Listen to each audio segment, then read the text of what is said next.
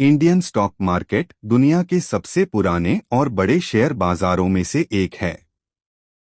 इसका इतिहास 18वीं सदी से शुरू होता है, जब भारत में संगठित ट्रेडिंग की शुरुआत हुई थी। आइए इसे विभिन्न चरणों में समझते हैं। एक, शुरुआती दौर 1850 से 1900। 1830 ईस्ट इंडिया कंपनी के समय बैंकों और व्यापारिक कंपनियों के शेयरों की खरीद बिक्री शुरू हुई।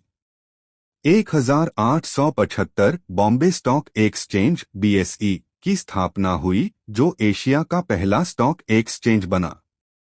इस समय मुख्य रूप से कॉटन, कपास, रेलवे और बैंकिंग सेक्टर के शेयरों में ट्रेडिंग होती थी।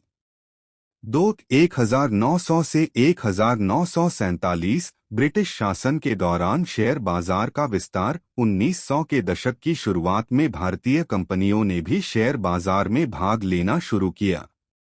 1923 अहमदाबाद स्टॉक एक्सचेंज (ASE) की स्थापना हुई। 1929 वैश्विक आर्थिक मंदी, ग्रेट डिप्रेशन का भारतीय बाजार पर भी असर पड़ा। 1940 कोलकाता स्टॉक एक्सचेंज (CSE) की स्थापना हुई। स्वतंत्रता से पहले भारतीय बाजार मुख्य रूप से ब्रिटिश और कुछ भारतीय व्यवसायियों के नियंत्रण में था। 1947 से 1990 नियंत्रण और सरकारी हस्तक्षेप का दौर। 1950 से 60 के दशक में भारत सरकार ने अर्थव्यवस्था को नियंत्रित करना शुरू किया। 1957 BSE को सरकार द्वारा आधिकारिक तौर पर मान्यता मिली। 1980 विदेशी निवेश पर कड़े प्रतिबंध थे और केवल कुछ ही कंपनियां प्रमुख रूप से बाजार में थीं।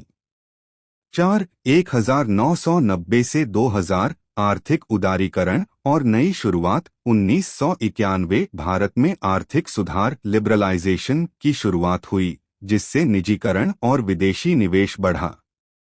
1992 भारतीय शेयर बाजार में सबसे बड़ा घोटाला हुआ, हर्षद मेहता स्कैम।